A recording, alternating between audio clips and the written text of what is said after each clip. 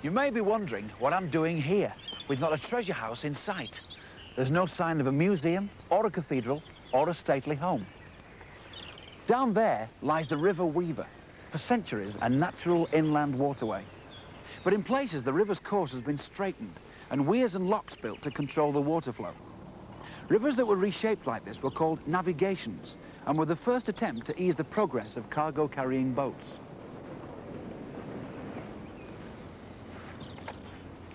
But in the middle of the 18th century, men started to build entirely artificial waterways, canals.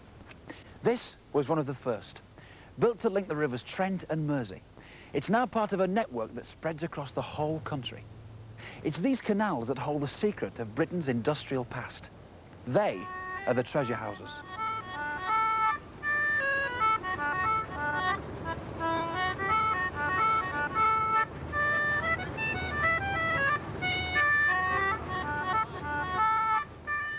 The Canal Age saw an upheaval in transport as revolutionary as the Jet Age, and building canals called for brilliant engineering feats that were as much a breakthrough as anything achieved by space scientists today. Not only that, the canals were a way of life. The people who worked them, the men, women and children, were a race apart, the boat people, following a style of life that has gradually been lost. In the Midlands, they were called water gypsies. In East Anglia, turnpike sailors. On Humberside, boolies. Now the boaties are mostly gone, but in a few places museums have been opened to preserve something of their memory. And all over the countryside there are the remains of the canals themselves.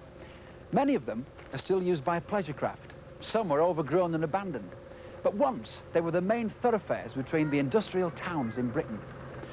Almost certainly, if you live north of Watford, there's a stretch of canal near your home, a relic of the Canal Age. And yet that age began in the most unlikely setting, in the elegant drawing rooms of the 18th century.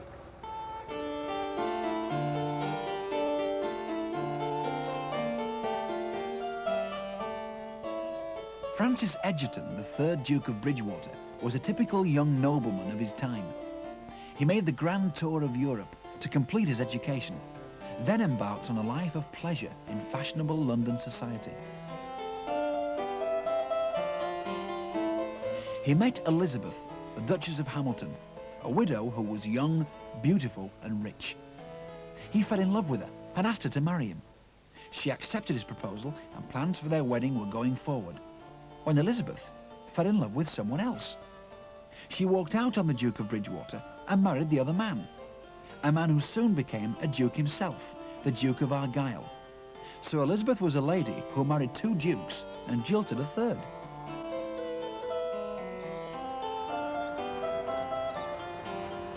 But what about the poor Duke of Bridgewater?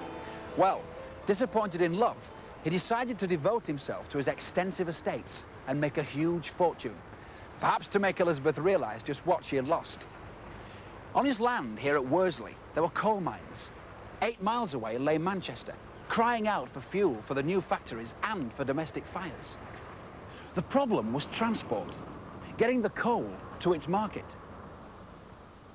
On his travels, the Duke had been impressed by the use of inland waterways in France and in Holland, and he decided to cut a canal on his own land. James Brindley was brought to see him. He was a local man, rough and ready, as unlike the Duke as possible. But he had a reputation for building watermills, and was known as the man who could make water run uphill. His practical knowledge was just what the Duke needed. In 1759, they set out to build a canal from Worsley to Manchester. It ran deep into the rock, so that the coal could be loaded directly into boats at the coal face. Specially designed narrowboats called starvationers because of their exposed ribs were manhandled in and out of the mine tunnels. They emerged into this basin with its sinister orange-coloured water, stained by iron oxide. It must have been cripplingly hard work, for altogether the underground network consists of 42 miles of canal. The problems must have been enormous, and of course there was no one Brindley could turn to for advice. At one point, the canal had to cross the River Irwell. Brindley solved the problem by building an aqueduct 38 feet high above the river. The public marvelled, and the proud Duke of Bridgewater revelled in his new title, the Canal Duke. When the new waterway opened in 1761, the impact was immediate. The price of coal in Manchester was halved overnight, and the consequences were tremendous. The only roads in Britain were little better than rough cart tracks, impassable in bad weather, so transport was slow and uncertain. The canal showed that raw materials like coal, china clay or iron could be carried safely and cheaply to the factories, and finished products could be carried to the big towns and ports. Water and coal, it is said, made the Industrial Revolution. Now landowners and industrialists saw their way to a fortune and built canals everywhere. It was called Canal Mania.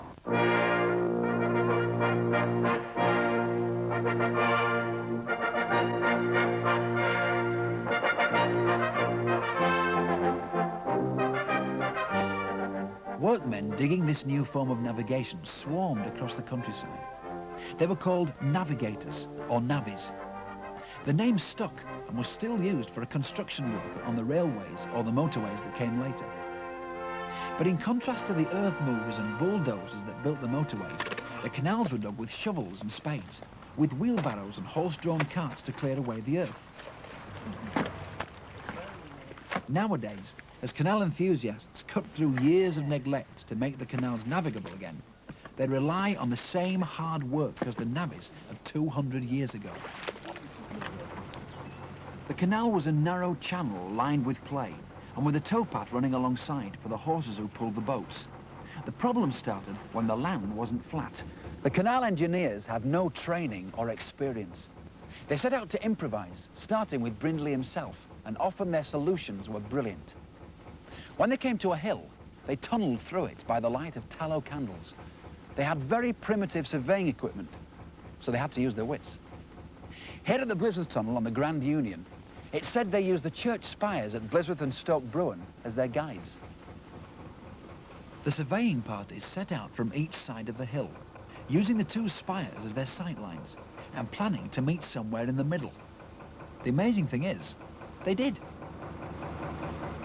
The most common solution to a change in level was the lock, which allowed a boat to climb up or down by 10 to 15 feet. Where the terrain rose too steeply for one lock to cope, a whole staircase was built. But the most spectacular achievements were the aqueducts, like the one at Pontysochty in North Wales. At its opening on November the 26th, 1805, bands played, crowds cheered, and cannons were fired. Cannons that had been captured from an Indian Raja, the notorious Tipu Saib. It was a fitting celebration for what Sir Walter Scott called the greatest work of art he had ever seen.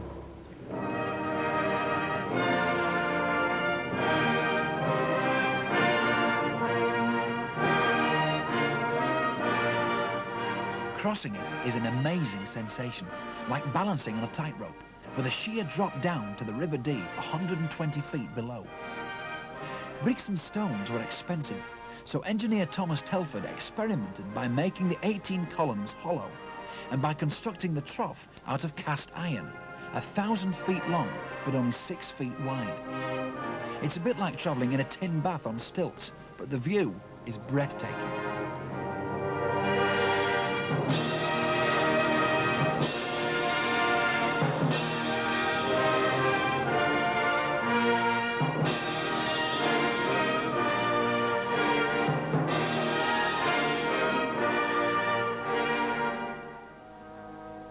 In the 60 years following Brindley and Bridgewater's first project, nearly 2,500 miles of canal were built, but many schemes collapsed. Telford's aqueduct at Pontysochty is on the canal which was planned to link Ellesmere in Shropshire to the Mersey at Netherpool. But it was never completed, and ironically, Ellesmere eventually dwindled to a mere backwater, while the newly named Ellesmere Port grew in prosperity. At the junction of the River Mersey and the Shropshire Union Canal, known as the Shroppy, Ellesmere Port bustled with activity. It provided everything the boatmen needed. Carpenters and chainmakers, wharfingers and blacksmiths worked on the boats that needed repair. Day and night, vessels arrived with cargoes to be unloaded. Workshops and forges were on hand if a horse needed to be reshod or a boat needed a new coat of paint. Once, ports like Ellesmere were as vital to British commerce as Heathrow is today. Those days are gone, but at weekends when visitors dress in costumes of an earlier age, you can imagine Ellesmere port in its heyday, with boats jostling at the quayside, loading their cargoes of grain and iron ore, bone ash and lime.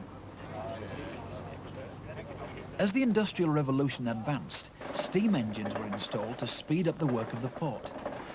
Not long ago, they were all being allowed to rust away into scrap. But now one of them has been magnificently restored, and devoted enthusiasts put it in steam every Sunday morning.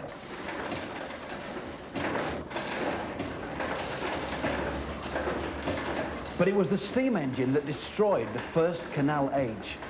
It quickly developed into the steam locomotive, the engine that moved from place to place, and the railway age burst upon Britain. The railways not only took passengers, they could move freight in bulk very quickly, and without all the transshipping and double handling that was the weakness of the canals. At first, the railways were much more expensive, and as industry was expanding so fast, there was plenty of work for them both. Yet gradually, there were changes. Many of the boat owners sold their houses ashore and moved onto the boats as floating homes, taking their families with them, anything to cut costs. It was this family age of the narrowboats that lasted until the Second World War. Some veterans of that age lived right up to our own times, and a few years ago a television programme called Yesterday's Witness captured them on film. It prevented their memories being lost forever. People like Sam Lomas and Charlie Atkins, Joe and Rosie Skinner. Boat people like these were great characters. Charlie Atkins was known as Chocolate Charlie because he used to carry chocolate crumb from Liverpool to Cadbury's works at Bourneville. Charlie's dead now, but his boat Mendip still survives. The cabins is registered for so many. Well, the proper register was for a man, wife and 2 children under 12. But you could carry on 3 children. And then you had to have another cabin on the front end of the boat. And I was allowed to put 2 in there under 12. I got a cabin put on the other end of the boat then. This tiny cabin was home for the boatman and his wife and perhaps 4 or 5 children, so every inch of space had to be used. For instance, this table folds up into the wall like that. Below that is the crumb drawer, which was used to catch all the crumbs from the table. Also, you could put knives and forks in there. Below that is another cupboard for storing. In the front corner is the range, which was used for heating as well as for cooking. And on the wall there is the dipper, which was their washing up bowl. At the back is the master bedroom. Now, Mum and Dad would have slept on this bed, which folded down at night. And perhaps 1 or 2 children could have slept on here with another couple on the floor. Now, the Victorians were very worried about growing children having to sleep with their parents. So a law was passed saying that a hinged panel had to be fitted which could separate the 2 sleeping areas. But they forgot to state how big that panel should be, which is why you often come across a flap like this, which is called a modesty flap. Now, as you can see, that serves no useful purpose at all. It's just another handy surface to decorate. They had their own special style of decoration, with flowers and buildings painted on brightly coloured grounds. It was known as roses and castles, and it appeared not just on the boats themselves, but on water jugs and buckets. In fact, any space the artists could find. The women were famous for their crochet work, because it could be picked up and put down easily while they were steering the boat, which was the woman's traditional role. They made lace frills for their sunbonnets, which were called curtain bonnets, and which they wore all the time. For more than a century, the bonnets were white, but when Queen Victoria died, the boatwomen went into black mourning bonnets, and these remained their usual dress as long as the life of the canals lasted. Even the horse had a specially crocheted bonnet to protect his ears from the flies. It was a very hard life for an horse because there's a many a time you started at 2 and 3 o'clock in the morning and you wouldn't be finished till 10, 11 the next night. And you got to be at work all the while. I do remember years later when the last horse left the canal and that all the boats were motor propelled, mechanically minded we'd all become. And I used to think to myself, thank God I wasn't born a boater. The horse was very much one of the family, well looked after because their prosperity depended on his health and strength to pull the narrowboat along the towpath at a steady 2 miles an hour. But the horse couldn't do everything, and it was a hard life for the men too. After a stretch of level canal, they would come to a tunnel. More often than not, there was no towpath, and the horse was unloosed and walked over the top of the hill. Then the boatman and his mate, or his eldest son, legged the boat through the tunnel. In some places, if they were lucky, they could hire men to do it for them. But whoever did it, legging was hard work.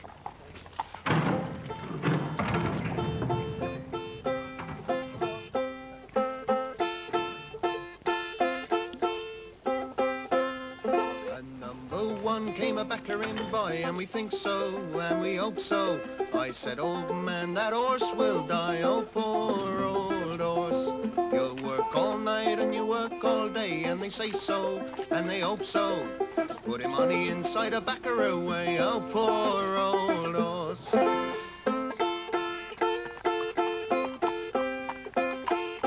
It was like walking up a rough, steep rock face in the dark.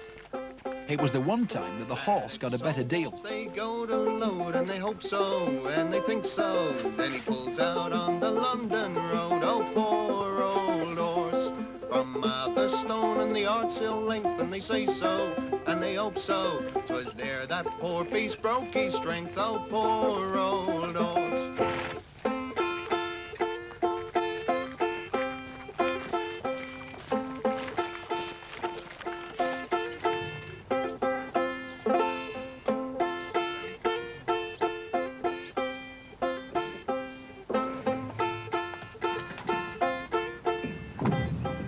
Never been to a school, not inside of a school, no.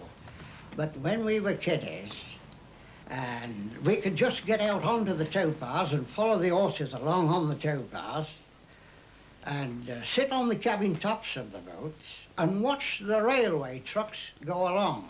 And then we used to have a bit of slate and a bit of chalk. And as the railway trucks were going along, we'd take down the letters off of the railway trucks, not knowing what it stood for, and we'd keep that and then mark it down on a little bit of paper and take it in to the toll keeper. And we'd give him this bit of paper and say, what does this stand for? And he'd look, he'd say, there you are. You've been chalking up the railway trucks again, haven't you? Say, come here, let me have a look at it. And pick it up and say, tell you what it stood for. Yes, you got that right. Later, the children were ordered by law to attend school whenever they were in one place for a few days, whether they liked it or not.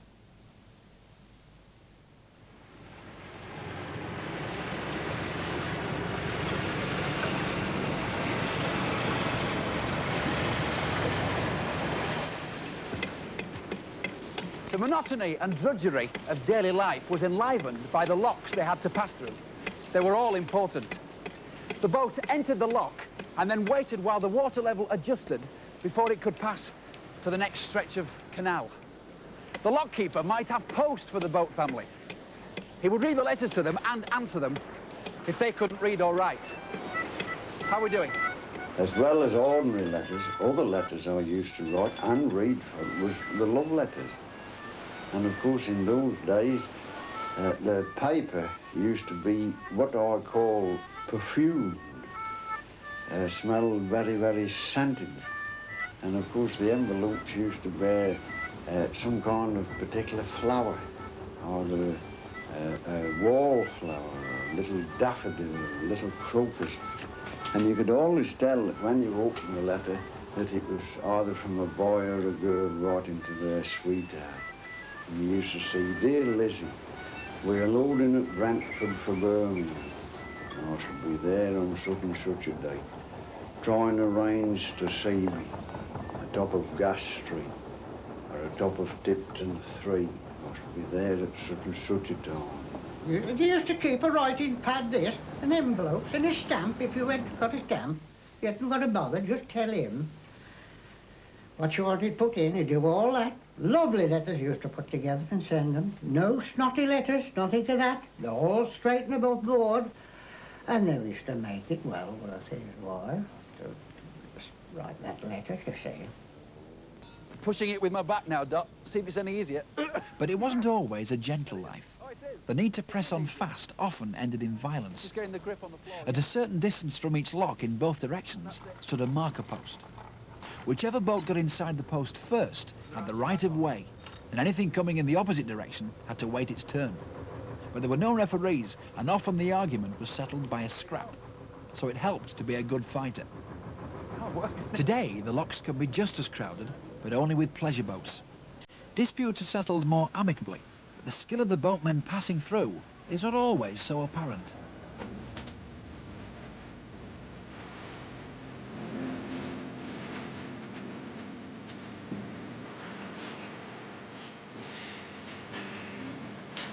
Are we crossing over? Are we crossing over?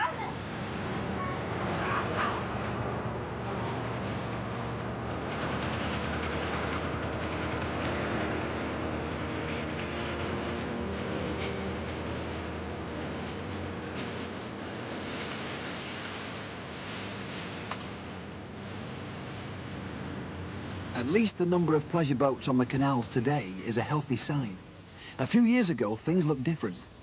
As railways spread and roads improved, the working narrowboat became a thing of the past, and the canals silted up. Across the country, deserted waterways fell into disrepair, and overgrown locks stood derelict. Even Ellesmere port, the hub of the inland waterways, was scarcely used. Only a handful of boats, survivors of a mighty fleet, remained there, and there was talk of pulling down all the quayside buildings. Weeds grew between the paving stones along the canals. Equipment rusted. But recently, there's been a change. A handful of people decided that such an important part of Britain's industrial heritage should not be lost. Ellesmere Port has been brought back to life. Its warehouses now hold a museum, its workshops have been put to use again, and the basin is filled with one of the best collections of narrowboats in Britain. Elsewhere, other museums have been opened, and work on renovating the canal network has forged ahead.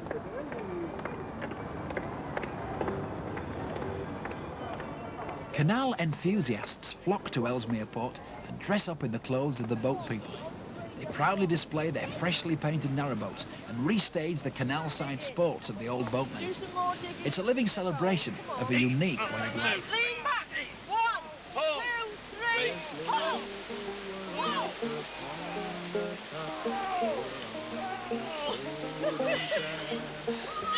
It's all white paint and fiberglass and dandy yarn. Although it takes both pride and skill to steer a loaded pair, the pleasure boats go cruising past with noses in the air.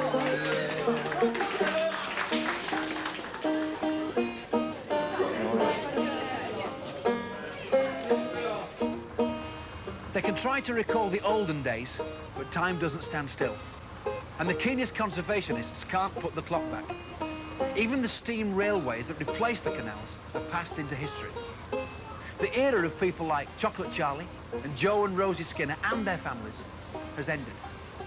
And a way of life has disappeared forever.